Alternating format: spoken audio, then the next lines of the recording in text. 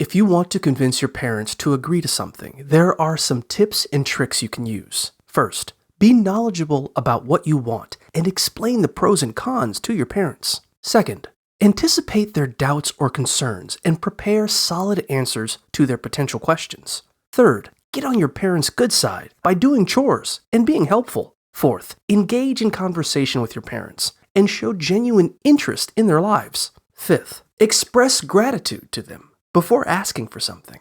Sixth, for major requests, give your parents time to think it over by asking for a delayed response. Seventh, be direct and clearly state what you want.